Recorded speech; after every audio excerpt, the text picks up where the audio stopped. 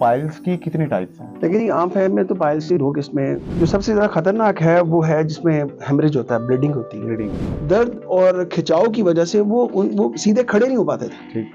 Battery वाली तो बात ही बड़ी दूर की है। चलना फिरना बहुत मुश्किल होता है। ठीक। होम्योपैथी में सर्जरी के बगैर इसका मुकम्मल इलाज है, लेकिन एक लंबा अरसा करना पड़ता है। शिद्दत मर्ज कम हो जाती है, बादी हो या खूनी हो, ख्वाह से ब्लीडिंग हो रही हो चाहे मसे बन गए हो, क्योंकि जाहिर बात है जब मसे बन जाते हैं तो बज़ाहिर वो दिखने में इसका साइज अंगूर की मानिंद हो जाता है। होम्योपैथी सिस्टम के अंदर ये है कि इसको मुकम्मल मरीज को शफायाबी इसमें मिलती है और उससे सर्जरी की तरफ नहीं जाना पड़ता। क्योंकि मेरा एक अपनी राय है कि जो एक डॉक्टर है, एक फिजिशियन है, होम्योपैथ, इसका सिर्फ इतना ही काम है कि जिंदगी और मौत के सफर के दरमियान की तकलीफें कम करता है। ठीक है। ना ये किसी की जिंदगी बढ़ा सकता है, ना ये किसी की जिंदगी कम कर सकता है, लेकिन इस सफर के दौरान आने वाली तकलीफें उनको कम करना एक फिजिशियन की जिम्मेदारी है। कि सिस्टम ऑफ होम्योपैथी के अंदर अलामात को बड़ा फोकस किया जाता है। एक आम पेशेंट इन अलामात को असेस नहीं कर पाता। ठीक है। नो डाउट्स में बहुत सारी ऐसी अद्वियात हैं जो मशहूर ज़माना है। इन अलामात को मद्देनज़र रखते हुए जो तकलीफ में मरीज़ मुब्तला रहते हैं, मसूद फार्मास्यूटिकल प्राइवेट लिमिटेड ने 100 साल तजर्बे की बुनियाद पर एक दवा बनाई है जिसका नाम है हेमोकिट। कंडीशन ये हो गई थी कि वो चल नहीं पा रहे थे वीकनेस की वजह से। ठीक, ब्लीडिंग की वजह से, ब्लीडिंग होने बार ब्लीडिंग होने की वजह से इतना वीक कर दिया था। तो फिर मेडिसिन इस्तेमाल की और अल्हम्दुलिल्लाह होम्योपैथिक, ये बात लोगों के ज़हन में होता है कि होम्योपैथिक दवाई खाएं तो आराम बड़ी देर से आता है, ऐसा नहीं है। अगर प्रॉपर दवा दे दी जाए तो रैपिडली एक्शन होता है।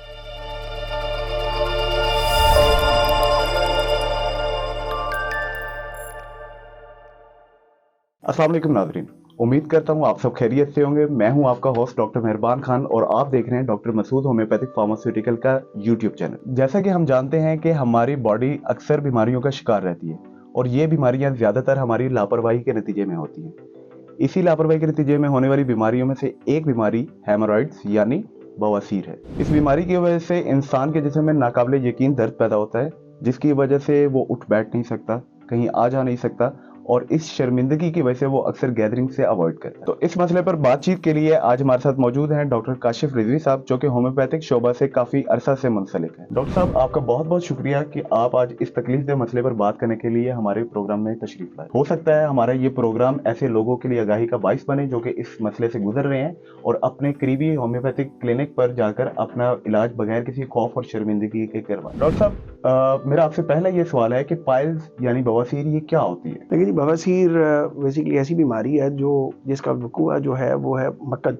मक्कद की सोजिश, मक्कद की जलन और मक्कद के दर्द को बवासीर कहते हैं। और बवासीर में बेसिकली आपकी जो मक्कद की जो नसें हैं वो फूल जाती हैं, मसों की शक्ल इख्तियार कर जाती हैं, जिसकी वजह से बैठना उठना बाइस तकलीफ होता है। ठीक है।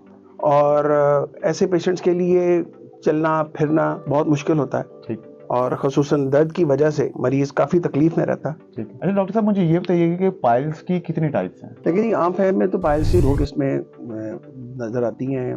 उसमें एक है खूनी बवासीर और दूसरी है बादी।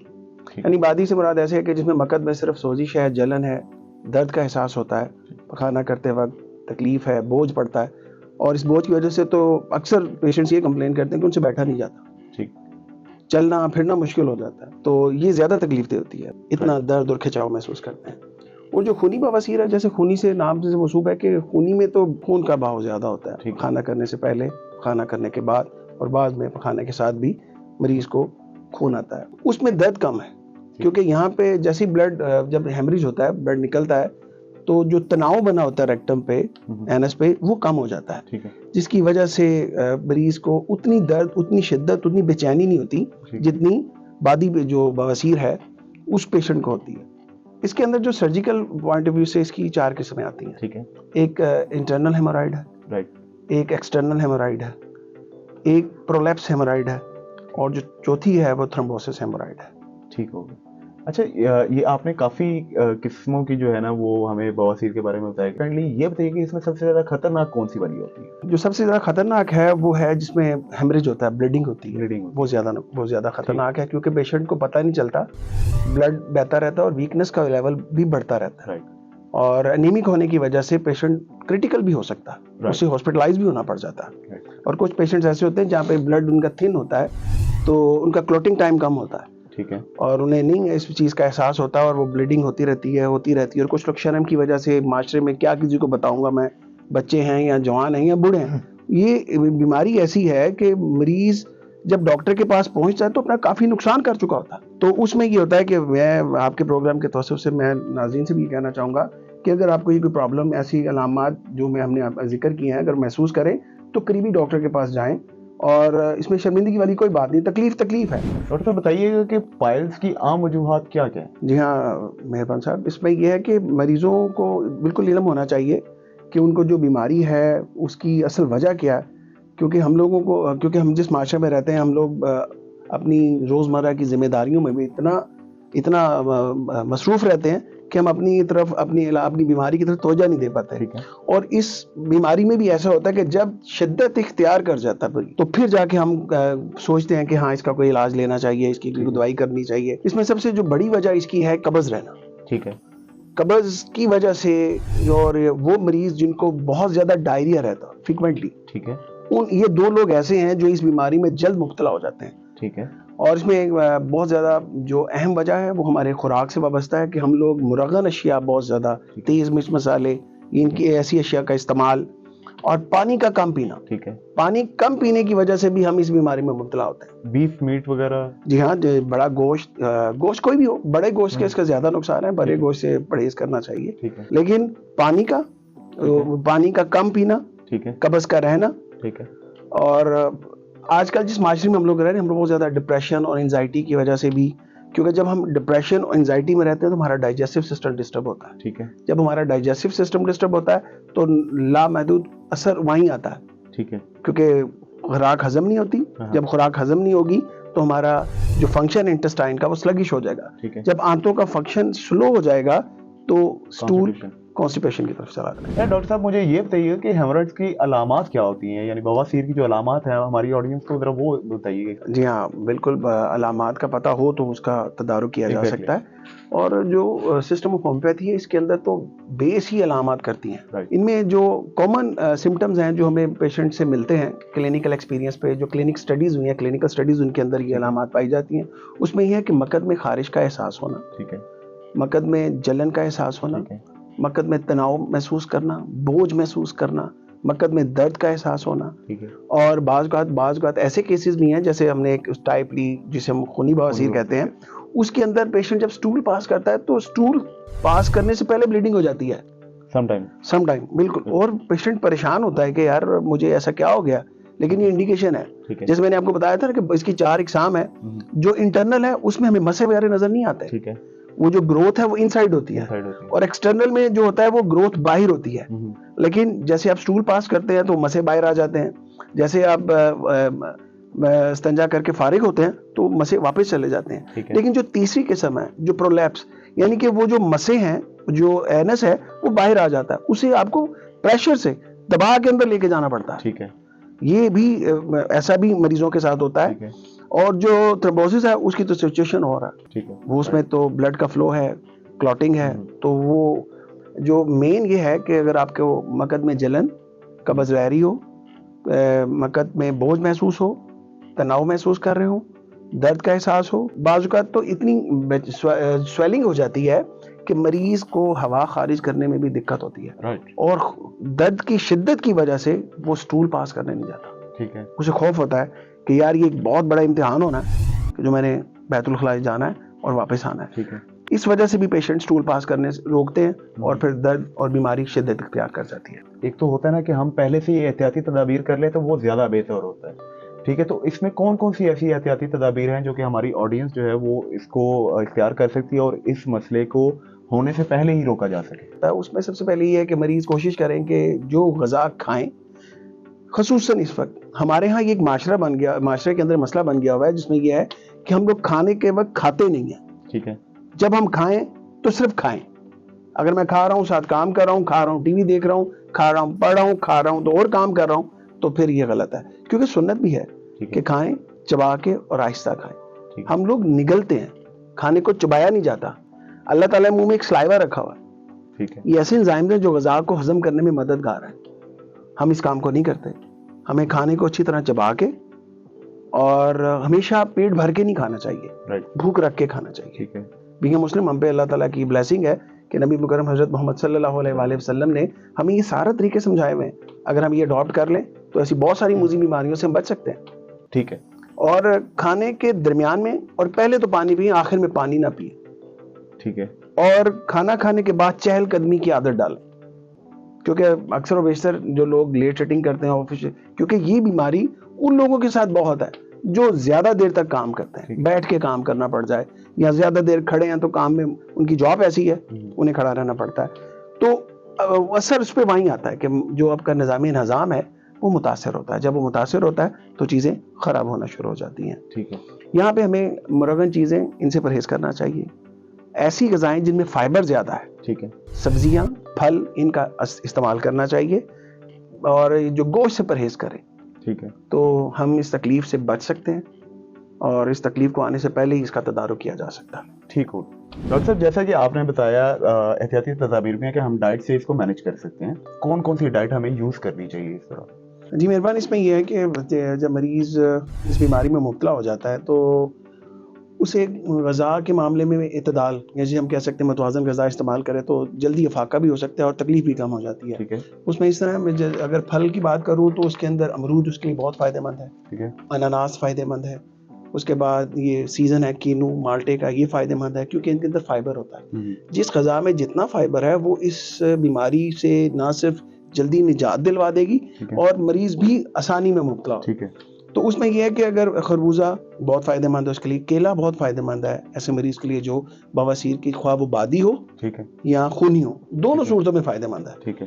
اور جیسے آپ بھی جانتے ہیں وٹامن کے کی ڈیفیشنسی ہو تو ہیمریج سٹارٹ ہو جاتا ہے. اگر ہم پیشنٹ کو امرود اور اس کے ساتھ بنانا, کیلا کھانے کے لیے دیں اس کے لیے فائدہ مند ہے.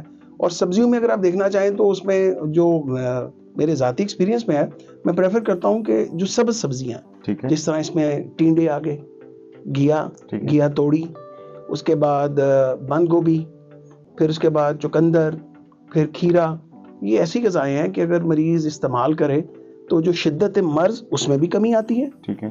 اور اس کے ساتھ ساتھ مریض شفا یابی کے قریب ہو جاتا. اچھا ڈاکٹر صاحب یہ بتائیے گا کہ ہومیوپیتھی میں بواسیر کا علاج ہے, اور کیا یہ علاج جو ہے آپریشن کے بغیر پاسبل ہے؟ جی ہاں, الحمدللہ ہومیوپیتھی کے اندر اللہ تعالیٰ نے تمام جتنی بھی بیماریاں اس کا علاج ہے. ٹھیک ہے. کہیں پہ تو مکمل کامیابی آتی ہے, کیونکہ میرا ایک اپنی رائے ہے کہ جو ایک ڈاکٹر ہے, ایک فزیشین ہے ہومیوپیتھ, اس کا صرف اتنا ہی کام ہے کہ زندگی اور موت کے سفر کے درمیان کی تکلیفیں کم کرتا ہے. ٹھیک ہے. نہ یہ کسی کی زندگی بڑھا سکتا ہے, نہ یہ کسی کی زندگی کم کر سکتا ہے, لیکن اس سفر کے دوران آنے والی تکلیفیں ان کو کم کرنا ایک فزیشین کی ذمہ داری ہے. جہاں تک آپ نے کہا کہ ہومیوپیتھی کے اندر بواسیر کا علاج ہے, تو جی ہاں علاج ہے اور مکمل علاج ہے. ٹھیک ہے. اور اگر پیشنٹ وقت پہ ایک اچھے ہومیوپیتھ کے پاس چلا جائے تو اس کو سرجری کی ضرورت نہیں پڑتی, خواہ بادی ہو یا خونی ہو, خواہ اسے بلیڈنگ ہو رہی ہو چاہے مسے بن گئے ہو. کیونکہ ظاہری بات ہے جب مسے بن جاتے ہیں تو بظاہر وہ دیکھنے میں اس کا سائز انگور کی مانند, جیسے انگور کا سائز ہوتا ہے, اتنے بڑے بڑے مسے ہو جاتے ہیں. تو عام دیکھنے میں نظر آتا ہے کہ یار یہ سرجری کے بغیر ٹھیک نہیں ہو سکتے, کیونکہ آپ کو بہت سارے کیسز ایسے بھی ملیں گے جن میں مسے بڑھ جاتے ہیں, بلڈ نکل جاتا ہے تو میس رہ جاتا ہے, اور اس میس کی وجہ سے بھی اریٹیشن ہوتی ہے بار بار, جیسے وہاں بلڈ کا فلو ہو جاتا ہے تو تکلیف بڑھ جاتی ہے.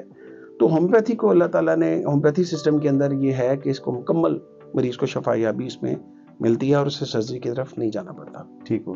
اچھا سر, کائنڈلی ان دوائیوں کے بارے میں بتائیے گا کہ جو بواسیر سے متاثرہ شخص استعمال کر سکتا ہے. دیکھیں ڈاکٹر صاحب, بات یہ ہے کہ ہومیوپیتھی کے سسٹم آف ہومیوپیتھی کے اندر علامات کو بڑا فوکس کیا جاتا ہے. ایک عام پیشنٹ ان علامات کو اسیس نہیں کر پاتا. ٹھیک ہے. نو ڈاؤٹس میں بہت ساری ایسی ادویات ہیں جو مشہور زمانہ ہیں, جن کے رزلٹ اگر میں بھی ان کا ذکر کرتا ہوں, بتاتا ہوں آپ کو, بہت فائدہ مند ہے. لیکن میں پیشنٹس کو یہ ریکمینڈ کروں گا, انہیں بتاؤں گا, انہیں سمجھانے کی میں کوشش کروں گا کہ وہ ان ادویات کو خود استعمال نہ کریں, کسی مستند ہومیوپیتھک ڈاکٹر سے یا کوئی اچھی جو ادویات ہیں کمبینیشن وہ استعمال کریں. کیونکہ جیسے اکثر و بیشتر پیشنٹ کی جو میں نے بتایا تھا شروع میں علامات میں جو ایک مین سمٹم آتا ہے کہ درد ہے, کھچاؤ ہے, اور اتنی زیادہ اسے ٹائٹنس ہو چکی ہوتی ہے کہ وہ جب ہوا خارج ہوتی ہے وہ نہیں کر پاتا. اور کیونکہ جب بواسیر کا مسئلہ ہوتا ہے تو اس میں ہمارا باڈی کا ایک آرگن ہے لیور, جس کو ٹھیک ہے. اکثر و بیشتر ہم نظر انداز کر دیتے ہیں, اس پہ نہیں فوکس کرتے. ٹھیک ہے.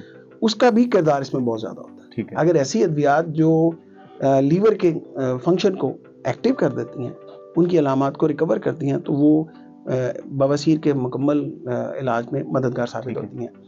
ابھی جیسے میں نے آپ کو بتایا, اس میں نکسومیکا کا بڑا اچھا کردار ہے, سلفر کا بہت اچھا کردار ہے, خصوصاً ایکیوٹ کیسز میں جب علامات پیک پہ شدت میں ہوتی ہیں, تو یہ 2 ادویات الٹرنیٹیو فارم میں دی جائیں تو الحمدللہ مریض بہت جلدی سے شفا یابی کی طرف جاتا ہے. ہومیوپیتھی میں سرجری کے بغیر اس کا مکمل علاج ہے, لیکن ایک لمبا عرصہ کرنا پڑتا ہے. شدت مرض کام ہو جاتی ہے 2-3 دن کے میکسیمم, اگر کرونک سے کرونک بھی ہے 7 دن کے اندر مریض اپنی نارمل لائف میں آ جاتا ہے. لیکن مکمل شفا یابی کے لیے سے ایک لمبا عرصہ سے دوائی استعمال کرنی پڑتی ہے. ان علامات کو مد نظر رکھتے ہوئے جو تکلیف میں مریض مبتلا رہتے ہیں, مسعود فارماسیوٹیکل پرائیویٹ لمیٹڈ نے 100 سالہ تجربے کی بنیاد پر ایک دوا بنائی ہے جس کا نام ہے ہیموکٹ.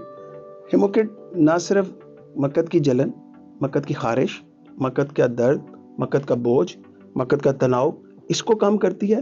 اس کے ساتھ خصوصاً وہ لوگ, وہ پیشنٹ جن کو بلیڈنگ ہو رہی ہے, یعنی خونی بواسیر ہے, ان کے لیے یہ ایسی شفا یابی کا عمل ہے, اتنا اچھا اس کا اثر ہے. پیشنٹ کو آپ 25 قطرے دن میں 3 مرتبہ آدھے کپ پانی میں ڈال کے پلائیں, اور ساتھ جو میں نے متوازن غذا بتائی ہے وہ استعمال کرے, تو الحمدللہ ود ان اے منتھ اس کو مور دین 80% ریلیف مل جائے گا. اچھا ڈاکٹر صاحب, کیا آپ ہمارے ساتھ اپنے پیشنٹس کا ایکسپیرینس شیئر کر سکتے ہیں کہ جنہوں نے ہومیوپیتھک طریقہ علاج لیا آپ سے اور ان کو شفا یابی حاصل ہوئی؟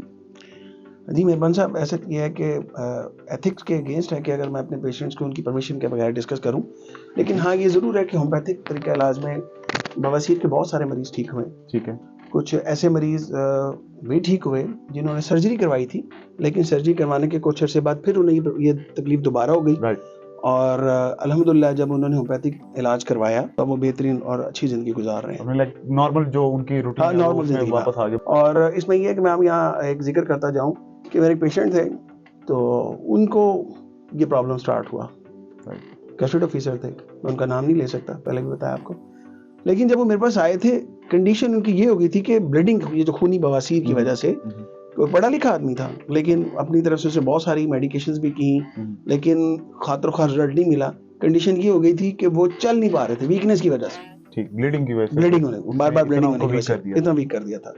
تو پھر میڈیسن استعمال کی, اور الحمدللہ میں نے جیسے آپ کو بتایا کہ ہومیوپیتھک, یہ بات لوگوں کے ذہن میں ہوتا ہے کہ ہومیوپیتھک دوائی کھائیں تو آرام بڑی دیر سے آتا ہے, ایسا نہیں ہے.